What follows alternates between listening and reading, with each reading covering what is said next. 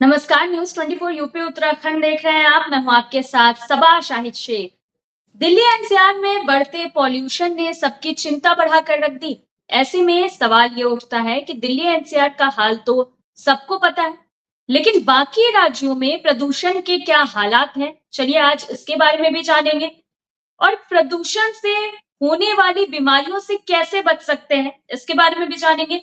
क्योंकि प्रदूषण कई बीमारियों का एक बड़ा कारण बन चुका है। प्रदूषण के कारण हमें सांस लेने में तकलीफ हो रही है, आंखों में जलन महसूस हो रही है, कई तरह की बीमारियां हो रही है। तो चलिए डॉक्टर्स से इसके बारे में राय मशवरा कर लेते हैं कि आखिर इस बढ़ते प्रदूषण के वक्त हम अपना ख्याल कैसे रखें। तो चलिए इन्हीं तमाम बातों पर आज चर्चा करेंगे। चर्चा के लिए हमारे साथ तमाम गेस्ट जुड़ रहे हैं। हमारे साथ जुड़ रहे हैं doctor Ashish Gupta ji, senior oncologist, doctor इकेदा Lal ji, senior ophthalmologist, doctor Prabhat Ranjan Sinha ji, senior physician, doctor तेजस्वी दिवाकर जी, सीनियर फिजिशियन पटना, कैलाश शर्मा जी, महामंत्री नर्सेज एसोसिएशन राजस्थान। आप सभी का बहुत बहुत स्वागत है। सबसे पहला सवाल मैं डॉक्टर इकेदा जी से लेना चाहूंगी। डॉक्टर साहब, अगर बात करें बढ़ते प्रदूषण की, तो बढ़ते प्रदूषण की वजह से किन किन कठिनाइयों का सामना करना पड़ सकता है? First of all thank you Saba ji, आपने एक बहुत इंपॉर्टेंट टॉपिक रेज किया है। तो मैं आंख के बारे में बात करना चाहूंगी कि आंख में प्रदूषण कैसे इफेक्ट करता है। तो आंख में जो एलर्जी के केसेस है, मतलब आंख में खुजली होना, जिन लोगों को पहले से एलर्जी है वो एलर्जी बढ़ सकती है, खुजली बढ़ सकती है। आंखों से पानी आना, आंखों में लाली होना, इरिटेशन होना, आंखों को रब करना, ये सब कॉमन चीजें हैं जो कि प्रदूषण से आंखों में हो सकती है। जिनको पहले से पेशेंट्स को आंखों में सूखापन है, वो सूखापन बढ़ सकता है, मतलब ड्राई आई के केसेस वर्स हो सकते हैं, एलर्जी के केसेस वर्स हो सकते हैं। और कुछ स्टडीज ये भी कहती है कि जो हमारे पीछे के पर्दे की जो हेल्थ है, क्योंकि वेसल्स या हमारी खून की नलियां प्रदूषण से इफेक्ट होती हैं और वो डायलेट हो जाती है, बढ़ जाती है, उसमें इफेक्ट आता है, जिसकी वजह से पीछे के पर्दे की बीमारियां, मतलब एज रिलेटेड मैक्युलर डिजेनरेशन भी बढ़ सकता है। तो आंखों पे सिग्निफिकेंट इफेक्ट है और हम देख रहे हैं रोज आजकल हमारी ओपीडी में cases of dry eye, cases of allergy जो कि बढ़ बढ़ के आ रहे हैं, पहले इतने नहीं आते थे। चलिए डॉक्टर इकेदा जी, ठीक है, फिर आपका रुख करूंगी, सीधा रुख करना चाहूंगी डॉक्टर कैलाश शर्मा महामंत्री जी का। कैलाश शर्मा जी, अगर बात करें राजस्थान की, तो राजस्थान में क्या हालात है प्रदूषण की? किन किन कठिनाइयों का सामना वहां ज्यादा करना पड़ रहा है लोगों को? धन्यवाद सभा जी। देखो, राजस्थान हो या दिल्ली हो या कहीं दूसरा प्रदेश हो, जो वायु प्रदूषण है उसके दुष्प्रभाव तो पूरे देश में समान रूप से हैं। राजस्थान में जयपुर, अलवर, भिवाड़ी और कई सारे ऐसे जो शहर हैं, उनका जो एक्यूआई लेवल है वो खतरनाक लेवल से ऊपर जा चुका है। यानी 300 जो हजारडीएस है ना, एक्यूआई लेवल, उसको क्रॉस कर गया। और जो वायु प्रदूषण का जो लेवल है वो एक दिन हमें, हमारे इन शहरों को गैस चैम्बर में तब्दील कर देगा। हम अपने आने वाली नस्लों को क्या देकर जा रहे हैं, ये हमारी सोच और समझ से परे की बात है। अब इसके बहुत सारे कारण गिनाए जाते हैं वायु प्रदूषण के, लेकिन सबसे ज्यादा बड़ा जो कारण है वो तो मैन मेड कारण है। यदि हम लोग अगर अवेयर नहीं हुए, आज अवेयर नहीं हुए, तो ये देश आने वाले कुछ ही सालों में गैस चैम्बर बन जाएगा, ये बात तय है। सीजीआई देश की जो सीजीआई है कि वायु प्रदूषण के कारण बंद कर दी। तो ये बड़ा एक बड़ा चिंतनीय विषय है। और चीजों से तो आप सब लोग दूर रह सकते हैं, लेकिन वायु प्रदूषण एक ऐसा प्रदूषण है जिस प्रदूषण से ना तो सीजीआई मुक्त रह पाएंगे, ना भारत के प्रधानमंत्री मुक्त रह पाएंगे, ना राज्य के मुख्यमंत्री मुक्त रह पाएंगे, ना रह पाएंगे। तो और आज इस वायु प्रदूषण के कारण किस हद तक हमको बीमारियों का सामना करना पड़ रहा है, डब्ल्यूएचओ की रिपोर्ट कहती है 7 मिलियन लोग पर एयर पोल्यूशन के कारण मर जाते हैं। यदि हम इसको एयर पोल्यूशन को बिल्कुल खत्म कर लें, तो हमारे स्वास्थ्य सेवाओं पे जो खर्चा हो रहा है उसका 70% बचाया जा सकता है। आने वाले समय में जो स्वास्थ्य समस्याएं हैं उनका सबसे बड़ा कारण एयर पोल्यूशन होगा। एयर पोल्यूशन से हार्ट डिजीज, कैंसर, अस्थमा और इनकी जो ब्रांचेस निकलेंगी दूसरी बीमारियों की, उनको तो अभी तो रिसर्च ही नहीं हुआ है। तो इतना इतना इतना टिपिकल मामला है ये, जिसके लिए जितना जितना प्रयास किया जाए उतना ही कम है। बिल्कुल, चलिए ठीक है कैलाश जी, फिर आपका रुख करूंगी, सीधा रुख करना चाहूंगी डॉक्टर तेजस्वी जी का। डॉक्टर साहब, अगर बात करें प्रदूषण के, तो जैसे हम लोगों का रोज का काम होता है, हमें ऑफिस जाना होता है और भी बहुत सारी चीजें होती है, तो बाहर तो हम जाएंगे ही, तो प्रदूषण से कैसे खुद को बचा सकते हैं? देखिए, आज के दिन WHO की जो रिपोर्ट आई है उसमें भी देखा गया है कि डेवलपिंग वर्ल्ड का 70 to 80% कारण प्रदूषित जल और प्रदूषित वायु है। और वायु ऐसा है कि आपको सांस लेना ही लेना है, और सांस के द्वारा अगर पार्टिकुलेट मैटर जो है 2.5 माइक्रोन से कम है, 2.5 से कम है, तो लंग्स के साथ साथ जाकर के वो जो आर्ट्रियोल्स है उसमें जाकर के ब्रेन में, हार्ट में, सब जगह धमनियों में वो इन्फ्लेमेशन पैदा कर सकता है, और हार्ट अटैक का, हार्ट यंग एज में हार्ट के रोगियों की संख्या का, ब्रेन स्ट्रोक का, अनिद्रा का, चिड़चिड़ापन का, पेट के अंदर वही भी वो गैस मिल करके सारे अंगों को प्रभावित कर रहा, आंखों को कैसे प्रभावित किया अभी आपने देखा। तो ऐसी स्थिति में अपने को बचाना बहुत जरूरी है। अपने को बचाने के लिए जो कुछ बुनियादी उपाय करने की आवश्यकता है उसमें है कि बेस पर जाना, लार्जर इस एक्सटेंट पर इससे कैसे बचाव हो उस पर ध्यान रखना जरूरी होगा। हमारी कैरिंग कैपेसिटी जितनी पृथ्वी की है, भारतवर्ष के अंदर है, जितनी उस पर से प्रेशर बहुत ज्यादा हो गया। आप देखेंगे कि कहीं भी हॉस्पिटल बन रहा है, गाड़ियां आ रही हैं, मोटरसाइकिल आ रहे हैं, तो बेतहाशा इतनी ज्यादा पॉपुलेशन है कि सबको कैटर करने में इतना ज्यादा प्रदूषण हो रहा है कि मुश्किल है। तो इस एक बुनियादी चीज को एड्रेस करना होगा। दूसरी चीज है कि हमें प्रति व्यक्ति एक पेड़ लगाए जिससे कि ऑक्सीजन मिले और जितना है कम से कम कुछ प्रदूषण कम हो। तीसरी चीज है कि अभी तत्काल के लिए जो उपाय करने हैं उसमें है कि मॉर्निंग में और इवनिंग में जबकि प्रदूषण का लेवल बहुत हाई रहता है, ठंड के कारण से थोड़ी वायु की डेंसिटी ज्यादा रहती है और ज्यादा प्रदूषण की समस्याएं होती हैं, उसको अवॉइड करना है। जब प्रदूषण बहुत ज्यादा है तो बाहर नहीं निकलना है, और N95 मास्क का प्रयोग करना है जिससे कि कम से कम पार्टिकुलेट मैटर्स छन करके रहें और आपके नाक के अंदर श्वास के द्वारा बहुत ज्यादा गंभीर स्थिति न उत्पन्न करें। इसके साथ साथ इन जो एयर प्यूरिफायर है उसका उपयोग आज के दिन में कर सकते हैं, जिससे कि कुछ हद तक आपकी पार्टिकुलेट मैटर्स, हेफा फिल्टर, ये सब से छन करके रह पाए।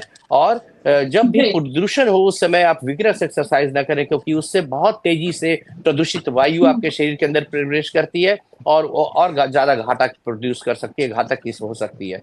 तो इन सब बातों को अभी तत्काल प्रदूषण को अपने शरीर पर उसका इफेक्ट कम हो। और एक बहुत इंपॉर्टेंट बात है शरीर पर प्रदूषण को कम इफेक्ट लाने का कि आप रिहाइड्रेटेड रहें, पानी पूरा लें और एंटीऑक्सीडेंट्स, विटामिन सी, ये सब की सेवा करें, सेवन ज्यादा से ज्यादा करें, जिससे कि वो प्रदूषित चीजों को काट पाए और आपका इम्यून सिस्टम स्ट्रांग कर पाए और उसे फ्लश आउट भी कर पाए। तो इन चीजों पर ध्यान रखना बहुत जरूरी होगा।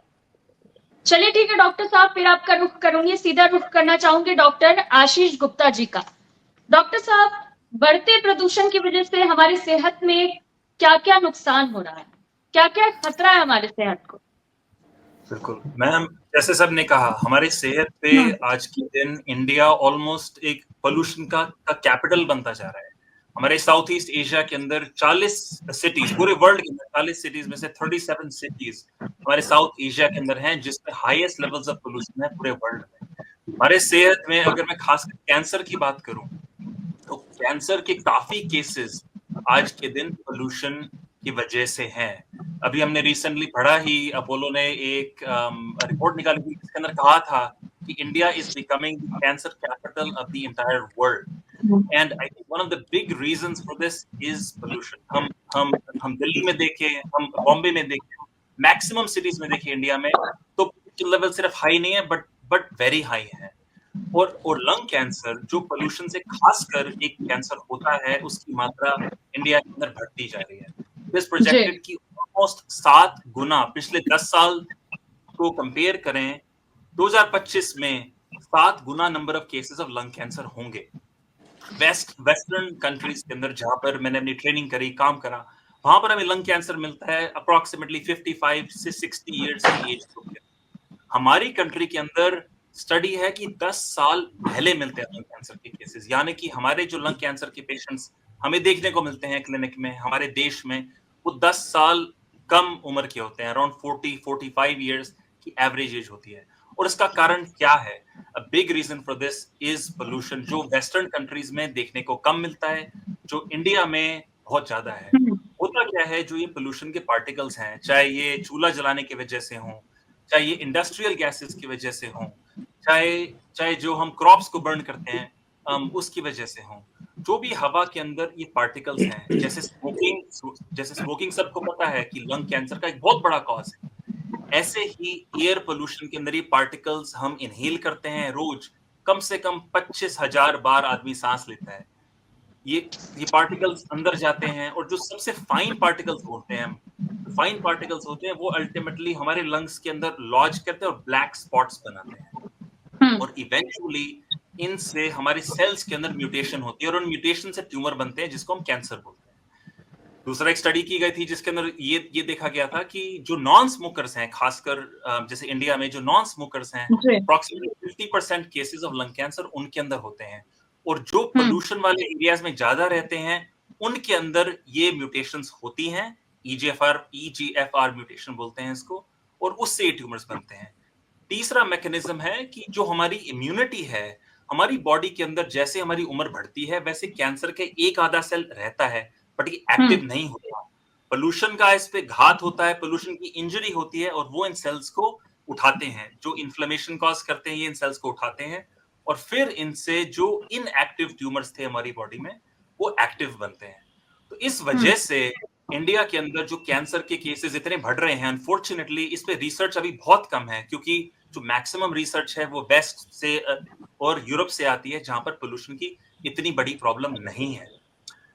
इसको प्रिवेंट करने के लिए हमने देखा है कि एक तो जैसे डॉक्टर साहब ने बोला कि ये सारी एक्टिविटीज करना बहुत जरूरी है। दूसरी चीज, screening is very very important. आज के दिन हमारे कंट्री के अंदर लंग कैंसर को हम देखें तो less than 1% of patients are screened. इस वजह से हमें 80% से ज्यादा लंग कैंसर के केसेस स्टेज 3 या स्टेज 4, जो हमारी लेटर स्टेजेस होती है, एडवांस स्टेजेस होती है, उसके अंदर मिलती हैं, जिसके अंदर क्योर रेट संभव बहुत कम पेशेंट्स का होता है। स्क्रीनिंग उन पेशेंट्स की होनी चाहिए जो 50 से 80 साल के बीच में हो, उनका साल में एक बार सीटी स्कैन होना चाहिए अगर वो स्मोकिंग करते हैं। अभी तक हमारी गाइडलाइंस ये कहती हैं। अब आई एम श्योर 5 से 10 साल में पोल्यूशन, इतना एक्सपोजर पोल्यूशन का है इंडिया में, चाइना में, इन कंट्रीज के अंदर भी गाइडलाइंस आएंगी जो कहेंगी कि जो लोग इस एयर को ब्रीथ करते हैं, खासकर दिल्ली, बॉम्बे जैसे शहरों के अंदर, उनको भी स्क्रीनिंग टेस्ट करवाने चाहिए, बट कम से कम उनके होने चाहिए दैट एक्टिवली स्मोक। जो हमारे देश में, जैसे मैंने बताया, 100 पेशेंट्स में से एक पेशेंट की भी नहीं हो रही है, जब ये गांठ छोटी होती है और आसानी से इसका हो सकता है। Not just lung cancer, oesophagus का कैंसर, ब्रेस्ट का cancer, so many of these different cancers, जब ये केमिकल्स अंदर जाते हैं हमारे सेल्स को डैमेज करते हैं, and they cause these problems. And so I really hope कि गवर्नमेंट की एफर्ट्स हों और हम अपनी हेल्थ को सीरियसली लें और एयर प्यूरिफायर का इस्तेमाल करें, कम बाहर जाएं जिस दिन पोल्यूशन के लेवल्स हमारे हाई हों, और इसका ध्यान रखें। चलिए ठीक है डॉक्टर साहब, फिर आपका रुख करूंगी, सीधा रुख करना चाहूंगी डॉक्टर प्रभात रंजन सिन्हा जी का। डॉक्टर साहब, अगर बात करें प्रदूषण की, तो किन उम्र के लोगों को ज्यादा हानिकारक होता है, प्रदूषण से ज्यादा हानि पहुंचता है उनको? जी, आज के दिन में वायु प्रदूषण एक बहुत ही अहम मुद्दा है हमारे हर के लोगों के सेहत को लेकर। जैसा कि हमारे सारे पैनलिस्ट ने कहा, हम देख रहे हैं कि प्रदूषण एक ऐसी चीज़ है, खासकर वायु प्रदूषण, जो कि हमारे सर से लेके पाँव तक के हर ऑर्गन, एक्सटर्नल ऑर्गन हो चाहे इंटरनल ऑर्गन हो, हर चीज़ों को अफेक्ट करती है। जैसे के बारे में बात हुई हमारे, हम ये देख रहे हैं वायु प्रदूषण से जो हमारे लंग्स के अंदर में over a period of time किस तरह से चेंजेस आते हैं और हमें सांस की दिक्कतें आनी शुरू होती हैं। अभी जैसा कि डॉक्टर आशीष ने बहुत ही अच्छे से इलेबोरेट किया है किस तरह से कार्सिनोजेनेसिस के मामले बहुत ज़्यादा बढ़े हैं, इंसिडेंस जो हैं कैंसर के वो काफ़ी ज़्यादा बढ़े हैं। एट द सेम टाइम हम काफ़ी सारे रिपोर्ट भी अभी हमारे अक्रॉस आ रहा है इस मौसम में खासकर जहाँ पे हमारा टेम्परेचर भी थोड़ा डिप करता है, जहाँ पे हमारे ब्लड वेसल्स के अंदर एक वैसी टेंडेंसी होती है कि हमारे ब्लड वेसल्स थोड़े कॉन्स्ट्रिक्ट करते हैं, तो वैस्कुलर इवेंट्स के भी मामले काफ़ी ज़्यादा आ रहे हैं। वैस्कुलर इवेंट का मतलब है जैसे कि हार्ट के अंदर के जो ब्लड वेसल्स हैं उसके अंदर में ब्लॉकेज आना। तो अभी हार्ट अटैक के केसेस भी काफ़ी ज़्यादा बढ़ रहे हैं। सिमिलरली उसी तरह से अगर हमारे ब्लड वेसल्स के अंदर में कोई अगर ब्लॉक आ जाता है, ब्लड फ्लो में ब्लॉक आ जाता है किसी वजह से ब्रेन के अंदर में, तो वो स्ट्रोक के केसेस। तो ये सारी चीज़ें अगर हम देखें, स्किन, आईज, लंग्स, हमारे स्ट्रोक के केसेस, हार्ट के केसेस, और बाकी ये प्रदूषण को लेकर के अभी बहुत सारी स्टडीज ऐसी होनी बाकी हैं जिससे अंदर हमें ये भी पता चलेगा कि इसका हमारी बॉडी पे क्या मेटाबॉलिक इफेक्ट है। क्या ये हमारे थायराइड डिसऑर्डर्स को बढ़ाने में, क्या दूसरे एंडोक्राइन डिसऑर्डर्स को बढ़ाने में, क्या डायबिटीज़ को, क्या हाइपरटेंशन को ये लाने में कितना तरह से सक्षम है, और कितना एक्टिव पार्टिसिपेशन है इसमें, ये कितना मजबूत रिस्क फैक्टर है हमारे सेहत को लेकर के। जहाँ तक आपका सवाल है किस उम्र के लोगों को ये ज़्यादा अफेक्ट करता है, डेफिनेटली हमारे जो हमारे वल्नरेबल पॉपुलेशन है एक्सट्रीम ऑफ एजेस के, खास करके बच्चों में और बुजुर्ग में भी खास करके वो लोग जिन लोगों को पहले से कोई कोमॉर्बिडिटीज हो, जैसे उनको हार्ट की प्रॉब्लम हो या लंग्स की प्रॉब्लम पहले से हो, या वो ऑलरेडी कैंसर से जूझ रहे हैं, उन लोगों में ऑलरेडी हमारे बॉडी की रिजर्व्स कम है, हमारे लंग्स की कंप्लायंस कम है। हम अगर उनको और इस तरह के पॉल्यूशन का अगर हम उनको अगर एक्सपोजर देंगे जहाँ पे ऑलरेडी हमारा ऑक्सीजन की मात्रा कम है, तो डेफिनेटली इन ग्रुप के लोगों में प्रॉब्लम ज़्यादा देखने को मिलती है। सिमिलरली बच्चों के अंदर में भी आप देखेंगे कि ये समस्याएं ज़्यादा आँख से रिलेटेड, लंग से प्रॉब्लम, क्रॉनिक ब्रोंकाइटिस, ये सारी प्रॉब्लम्स बच्चों में भी देखने को ज़्यादा मिलती हैं। चलिए ठीक है डॉक्टर साहब, फिर आपका रुख करेंगे, सीधा रुख करना चाहूंगी डॉक्टर एकेदा जी का। डॉक्टर साहब, अगर बात करें आंखों के, जैसा कि आपने बताया आंखों में किस तरह की परेशानियां होती है प्रदूषण के कारण, तो आंखों का ख्याल कैसे रखें हम? जी, तो सबसे पहला मैं ये कहना चाहूंगी, जैसे डॉक्टर साहब ने भी इलैबोरेट किया कि जो हाई पोल्यूशन वाला टाइम है, उस टाइम अगर आप अवॉइड कर सकें बाहर जाना तो अवॉइड करें। स्पेशली एक्सरसाइज घर पे करें जहां तक हो सके, और बाहर जाके रनिंग या स्ट्रेनुअस एक्सरसाइज अवॉइड करें।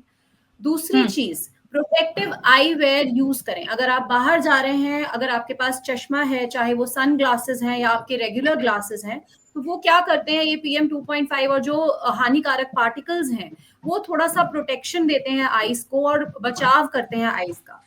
कॉन्टैक्ट लेंस वेयरर्स जो है, जहां तक हो सके कॉन्टैक्ट लेंस वेयर अवॉइड करें और ग्लासेस पे शिफ्ट हो जाएं, बिकॉज कॉन्टैक्ट लेंस में जो भी एलर्जी आपको या जो भी प्रॉब्लम हो रही है वो वर्स हो सकती है, तो वो चीजें अवॉइड करें। दूसरी चीज है कि आप आइस को जहां तक अवॉइड कर सके रब नहीं करें, क्योंकि क्या होता है, हम बार बार आइस को रब करते हैं, उससे इन्फेक्शंस बढ़ते हैं। जो हमारा ये सेंसिटिव एरिया है, नोज एंड आईज, हमारे हाथ में कहीं से भी कुछ भी इन्फेक्शन हो सकता है, वायरल इन्फेक्शन जो कंजंक्टिवाइटिस है, वो केसेस भी बढ़ सकते हैं, क्योंकि इवेंचुअली आई रबिंग से होते हैं। आपने किसी से हाथ मिलाया जिसको इन्फेक्शन है, आपने अपनी आईज को रब किया, तो आपको आई फ्लू या कंजंक्टिवाइटिस या पिंक आई हो सकता है। तो हैंड्स को वॉश करें, आई रबिंग अवॉइड करें। आपको अगर एलर्जी की प्रॉब्लम है या खुजली है, आप सेफली ठंडी सिकाई कर सकते हैं, जिससे कि आपको थोड़ा सा रिलीफ मिलेगा। और stay hydrated, try to keep your hydration up. अगर आपकी कोई पहले से आंख की दवाइयां चल रही हैं तो प्लीज उनको कंटिन्यू करिए, स्पेशली अगर आपको ड्राई आई की प्रॉब्लम है और आपकी लुब्रिकेंट्स और मेडिकेशंस आपकी चल रही हैं, तो उनको स्टॉप मत करिए, स्पेशली इस टाइम पे वो ट्रीटमेंट अपना कंटिन्यू रखिए। और अगर प्रॉब्लम बढ़ती है तो एक आई स्पेशलिस्ट को जाके आप प्लीज दिखाएं, क्योंकि आंखों में लाली और आंखों में दिक्कतें आना अगर बहुत ज्यादा सिवियर लेवल पे बढ़ जाता है तो इन्फ्लेमेशन बढ़ता है, जिससे कि और ज्यादा काफी सीरियस प्रॉब्लम्स हो सकती हैं। तो ये कुछ सिंपल टिप्स हैं जो कि आप यूज कर सकते हैं to avoid excessive effect of pollution जो आपकी आंखों पे हो सकता है। चलिए ठीक है डॉक्टर केदार जी, सीधा रुख करते हैं कैलाश जी का। कैलाश जी, कैसे खुद का ख्याल रखें, किन बातों पे जोर देना चाहेंगे आप? जी हाँ बिल्कुल मैडम, अभी पहले मैडम ने सारी चीजें बताई थी और उससे पहले डॉक्टर आशीष जी ने भी बताई थी कि एक्सरसाइज वगैरह है वो सब बाहर करें, बाहर नहीं करें, घर में करें। लेकिन मेरा एक सवाल इसमें इतना है कि ये जो हम प्रिवेंशन मेजरमेंट्स बता रहे हैं, मैं समझता हूँ देश की ज्यादा से ज्यादा 10% आबादी ही प्रिवेंटिव मेजरमेंट्स को ही अपना पाएगी। आप उस आदमी के बारे में सोचिए जो ट्रैफिक सिग्नल पे खड़ा हुआ है और ट्रैफिक को कंट्रोल कर रहा है। आप उस आदमी के बारे में सोचिए जो रेडी लगाता है, दिन भर फुटपाथ पर खड़ा रहता है और उसके साइड से व्हीकल्स निकल के जाते हैं। ये सब हाईली एजुकेटेड लोगों के लिए तो फिर भी ठीक है और वो कर सकते हैं इसको, लेकिन इन सब चीजों को एक लेवेन है ना, वो नहीं कर पाएगा, वो संभव नहीं होगा उसके लिए इन सब कामों को करना। वो तो जब अस्पताल पहुंचता है, मैं देखता हूँ ओपीडी में लोगों की ऐसी स्थिति। अभी कल ही एक पेशेंट आया था, उसका क्रिएटिनिन लेवल चेक किया, नो बोल रहा था। उसको पूछा भाई कि क्या क्या कैसे कैसे हुआ, कि सर मेरे को तो पता ही नहीं था, मेरे को तो बुखार हुआ था और मैं जाके और डॉक्टर के पास चेक कराया था, अब वो सीधा डायलिसिस पे जा रहा है। कितने कितने दुख की बात है, 40 साल का बच्चा सीधे डायलिसिस पे जा रहा है। और जैसा कि डॉक्टर साहब ने कहा था कि अभी इंडिया में तो इन चीजों के ऊपर रिसर्च ही नहीं हुई है, एयर पोल्यूशन के ऊपर उतनी रिसर्च ही नहीं हुई है। वेस्टर्न कंट्रीज में जो रिसर्च हुई है वहां इसमें एयर पोल्यूशन है नहीं।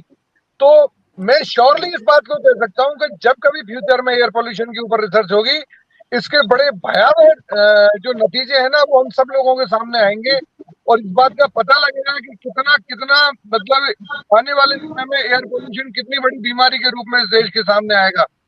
तो इससे तो जो बचाव है वो बचाव यही है कि हम जितनी ज्यादा से संख्या में पेड़ लगा सकें। ये काम प्रत्येक व्यक्ति कर सकता है कि वो ज्यादा से ज्यादा संख्या में पेड़ लगाए। और बाकी तो प्रदूषण हम नहीं फैलाएं, हमको खुद को अवेयर होना पड़ेगा। और एनर्जी ये सब ऊपर की चीजें, मैं उस लेमैन के बारे में सोचता हूँ, चलो हम तो कर देंगे, आप भी करते हैं, हम करते हैं, सब लोग करते हैं, लेकिन उस लेमैन को हम मतलब AQI से कैसे बचाएंगे, उसको पार्टी ईयर कैसे दे पाएंगे आने वाले बच्चों को। गर्भावस्था में भी बच्चों के ऊपर बहुत फर्क पड़ता है, हार्ट डिजीज, अस्थमा, कैंसर, बहुत सारी कहाँ तक बचेंगे, आंखों को प्रॉब्लम, स्किन को प्रॉब्लम, बालों को प्रॉब्लम, कहाँ तक बचेंगे एयर पोल्यूशन। और एयर पोल्यूशन एक ऐसी चीज है मैडम, इससे मैंने पहले भी कहा था, देश का प्रधानमंत्री भी नहीं बचेगा, देश का मुख्यमंत्री भी नहीं बचेगा, नौकरशाही नहीं बचेंगे और हम लोग भी नहीं बचेंगे, आप लोग भी नहीं बचेंगे। इसलिए इससे तो सिर्फ और सिर्फ बचाव ही उपचार है इसका। तो यदि हम ज्यादा से ज्यादा संख्या में पेड़ लगाएंगे, ज्यादा से ज्यादा पर्यावरण के प्रति अपनी जो प्रतिबद्धता है उसको उस पर कमिटमेंट रखेंगे तो बचा जा सकता है। अदरवाइज इस देश को गैस चैम्बर बनने से कोई नहीं रोक पाएगा। चलिए ठीक है डॉक्टर कैलाश जी, सीधा रुख करूंगी डॉक्टर तेजस्वी जी का।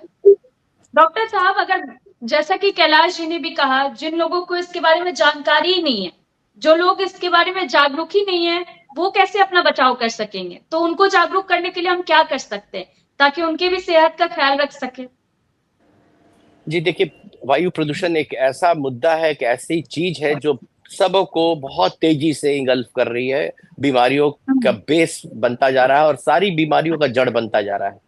अभी हम लोग पटना में एक छोटी सी ऑब्जर्वेशनल स्टडीज पिछले 15 साल में देखी गई थी। बच्चे जो जाते हैं ऑटो से और इससे बस से स्कूल जाते हैं, वैन से, और उनमें अस्थमा और जो लंग्स कंडीशन इतनी तेजी से बढ़ी है विगत 15 सालों में, 10 टाइम से ज्यादा इंक्रीज किया। छोटे जो बच्चों में अस्थमा और ये समस्याएं लंग्स की बहुत तेजी से बढ़ गई है, और जो व्यक्ति एडल्ट है उनमें भी सीवियरिटी उसकी बहुत ज्यादा बढ़ गई है। ये लास्ट 15-20 साल का है, जबकि यहाँ कंस्ट्रक्शंस, मेट्रोज, उसके साथ साथ पोल्यूशन, उसके साथ साथ जितना वेहिकुलर इमिशंस हुए हैं, जितनी जाम लग रही है पॉपुलेशन के हिसाब से, ये सब कारण बनते जा रहे हैं। तो ऐसी स्थिति में अभी चूंकि ये बहुत बैकफुट पर आया हुआ है, लेकिन पर्यावरण जो है वो हेल्थ प्रॉब्लम का one of the most important reasons in our developing world बनता जा रहा है। चाहे वो स्ट्रोक से अगर रिलेशन देखा जाए, और बहुत ही स्टडीज हुई अभी, जो छोटी छोटी बहुत बड़ी डबल ब्लाइंड स्टडी है, लेकिन जो स्टडीज रिवील करती है उसमें ये रिवील हुआ है कि जो पहले ये लगता था कि केवल लंग्स को इफेक्ट कर रहा है डायरेक्टली, अब देखा जा रहा है कि कार्डियक इश्यूज के सबसे महत्वपूर्ण कारणों में एक है वायु प्रदूषण। क्योंकि जब सांस ले रहे हैं आप, तो PM 2.5 पार्टिकल से कम का जब आपका इंफ्लेमेटरी मटेरियल सब आपके लंग से होते हुए, वेसल से होते हुए जो आर्टरीज में जा रहे हैं, और हम साउथ ईस्ट एशियन के लोग ज्यादा प्रोन है हार्ट प्रॉब्लम से होने से, हमारे वेसल्स जो है, जो कोरोनरी आर्टरीज है, वो इन्फ्लेम्ड रह रही है और उसमें सट से बहुत तेजी से प्लेक्स जमने की संभावनाएं बढ़ जाती है अगर आर्टरी इन्फ्लेम्ड है तो हार्ट प्रॉब्लम की एक बहुत बड़ी कारण जो है, और ब्रेन स्ट्रोक का भी एक बहुत बड़ा कारण जो है, डायरेक्टली वायु प्रदूषण है। और प्रदूषित वायु का श्वास के द्वारा शरीर के अंदर प्रवेश करना है। इसके साथ साथ जो लोग बाहर नहीं है, तो इसलिए बुनियादी बातों पर बहुत ध्यान रखना बहुत आवश्यक होगा। और नेचुरल जो इन्वायरमेंटल फ्रेंडली चीजें हैं, जैसे ऊर्जा के सोर्सेज हैं, कोयला है, ये आपका ऑयल है, उसके जगह पर सोलर एनर्जी आप देखेंगे बहुत जगहों पर मैं गया, पटना के अंदर भी बढ़ रहे हैं, लखनऊ में भी बहुत जगह दिखा कि सोलर पैनल हर घर पे लगे हुए हैं जिसमें कि क्लीन एनर्जी निकल रही है। इसी तरह की इलेक्ट्रिक व्हीकल आ रही है जिसमें कि क्लीन एनर्जी और जहां भी इन्वायरमेंटल फ्रेंडली और नेचुरल चीजों की ओर हमें जाना बहुत आवश्यक होगा। अब प्लेट्स है, प्लास्टिक्स है, हर जगह देखेंगे आप छोटे बच्चों में, न्यू बॉर्न के ब्लड वेसल्स में, ब्लड की जो सैंपलिंग में माइक्रो प्लास्टिक्स पाए गए। हमारे ऑर्गन्स के अंदर प्लास्टिक जमे हुए हैं क्योंकि बचपन से प्लास्टिक के टिफिन में, प्लास्टिक के ग्लास में, प्लास्टिक के इधर 20 साल के अंदर में खाली प्लास्टिक ही प्लास्टिक चला है। तो जो चीजें नेचुरल हैं, मिट्टी के ग्लास हैं या आपके खान पान के पत्तल हैं जो कि रिसाइकिल हो सकते हैं। अभी हमारे यहाँ छठ हुआ, एक बहुत माइन्यूटली ऑब्जर्व कर रहे थे छठ पटना में जो हो रहे हैं, सारी चीजें नेचुरल, मैक्सिमली नेचुरल थी, कोई उसमें प्रोसेस चीजें या फिर बहुत प्लास्टिक यूज नहीं हो रही थी। तो नेचुरल चीज की ओर हमें जाना होगा ज्यादा से ज्यादा, और जिसमें की प्रोसेसिंग और इंडस्ट्रियलाइजेशन और जिसमें की जो बहुत ऑब्नॉक्शियस गैसेस निकल रहे हैं उसके प्रोडक्शन को कम करना होगा। और सबसे इंपॉर्टेंट है हमारे पॉपुलेशन को भी कंट्रोल करना होगा, क्योंकि हमारा जितना पॉपुलेशन बन रहा है, और देखिए रूरल एरियाज में कंक्रीट बिछते जा रहे हैं, हमारे घर के बगल में जो गांव है अब कहीं गांव नहीं बचा, सारा का सारा वो कंक्रीट का वो भी जंगल हो गया है जैसे शहर हो रहे हैं। उसके साथ साथ प्रोडक्टिविटी भी नहीं, आपको खान पान चाहिए, पानी चाहिए, स्कूल कॉलेज अस्पताल सारे फुल्ली एकदम पैक्ड होते हैं। आप जहां भी देखें नंबर लग रही है, कैंसर के या रहे, स्कूल रहे। तो इसलिए इस पर भी ध्यान रखना जरूरी है कि हमारे देश के अंदर जितनी कैरिंग कैपेसिटी है जो नेचुरली अर्थ की, उस उतना कैरिंग कैपेसिटी से बहुत ज्यादा बोझ ना हो, जिससे कि जो बैलेंस है इन्वायरमेंट का, पॉपुलेशन का, इसका रिसोर्सेज का, वो इम्बैलेंस ना हो जाए। अगर हम लोग नेचर के साथ खिलवाड़ करेंगे तो आप देख रहे हैं कि कभी तूफान आ रहा है, कभी कहीं ऐसे जगह पर पानी हो रही है जहाँ की कभी नहीं होती थी, और बाढ़ आ रहा है, दहाड़ आ रहा है। तो इसलिए हमें बहुत सचेत रहना भी बहुत ज्यादा आवश्यक है। चलिए डॉक्टर साहब, ठीक है, सीधा रुख करूंगी डॉक्टर प्रभात जी का।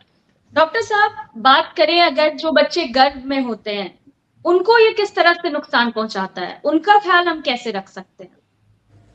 मैडम, जैसा कि मैंने कहा, ये पोल्यूशन बहुत तरह से हमारे बॉडी को अफेक्ट करता है।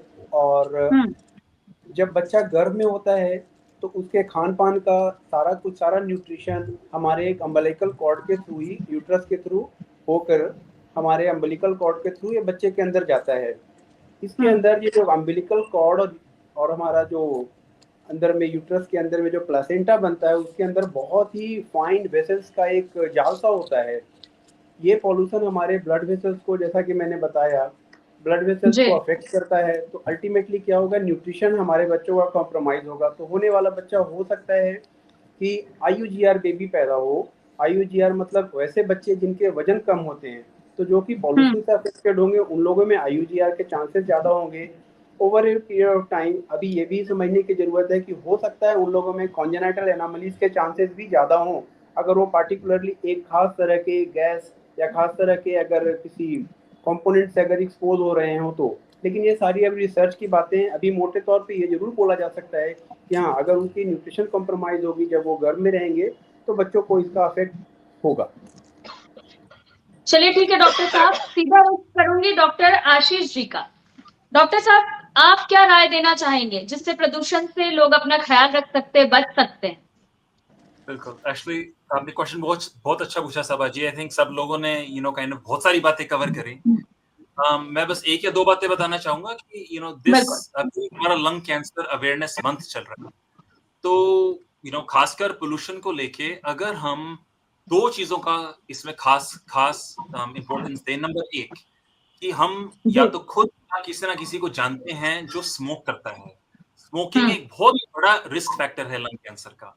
अगर हम दिल्ली, इंडिया के अंदर देखें तो smoking plus pollution causes lung cancer much more aggressive and to spread a lot more in India. तो अगर हम किसी को भी जानते हैं जो वो स्मोक करता है, अगर हम आज एक प्लेज लें कि we will ask them to stop smoking, क्योंकि उनको एक इंसल्ट नहीं बल्कि उनको डबल एक कंपाउंडिंग इंसल्ट हो रहा है क्योंकि हमारे देश में इतना पोल्यूशन है। नंबर 2, हमें पता है कि हम जितनी जल्दी कैंसर को पकड़ेंगे उतना सरल उसका इलाज है, उतना आसान उसका क्योर है हमारे पास, जो आज के दिन इतनी दवाइयां, इतनी टेक्नोलॉजीज हैं उसके साथ। अगर हम किसी को भी जानते हैं जो स्मोक करता है, वो 50 से 80 साल के बीच में अपना सीटी स्कैन साल में एक बार करवा लें, तो हम बाहर के देशों की जगह हमारे देश में भी मैक्सिमम लंग कैंसर के केसेस फिर पहली या दूसरी स्टेज के अंदर पकड़ी जाएंगी, जब उसका क्योर भी आसान है, उसमें खर्चा भी कम है और उसमें प्रॉब्लम भी कम है। तो अगर हम इन 2 बातों का ध्यान रखें, तो स्मोक नहीं करें, स्मोकिंग है, पान चबाना है, जो आम आदमी करते हैं, और दूसरा हम इसको जल्दी पकड़ें बाय यूजिंग सिंपल टेस्ट जो हर एक कोने पे डायग्नोस्टिक सेंटर के अंदर अवेलेबल हैं आज के दिन, तो हम इस बीमारी से काफी हद तक बच सकते हैं। आखिरी बात बस यही है कि अवेयरनेस बहुत इंपॉर्टेंट है। जैसे हमें लगता है कि पोल्यूशन तो चलो है ही, तो हम इसका कुछ कर नहीं सकते, बट कम से कम हम जो खुद कर सकते हैं कि अगर हमारी गाड़ी ट्रैफिक लाइट पर है तो उसको बंद कर दें, जिससे आइडलिंग जो गैसेस रिलीज हो रही हैं हमारे एनवायरनमेंट के अंदर, कम से कम वो नहीं हो, या फायर क्रैकर्स हैं, या वुड बर्निंग है, या क्रॉप बर्निंग है, हम वो कम से कम करें। जब हर एक आदमी इसको करेगा, उसके अंदर अवेयरनेस भी होगी, और दूसरा हमारे पोल्यूशन के लेवल्स कम होंगे। चलिए ठीक है डॉक्टर साहब, उम्मीद करती हूँ आप सभी डॉक्टर्स ने जो भी राय दिया है वो हमारे दर्शकों के लिए काफी कारगर साबित हो। बहुत बहुत शुक्रिया आप सभी का हमारे साथ। बहुत धन्यवाद आपका। Thank you. धन्यवाद। Thank you madam, thank you. दरअसल आपने देखा डॉक्टर्स ने क्या राय दी है। लगातार हमारे सेहत पर असर हो रहा है जो कि काफी घातक है।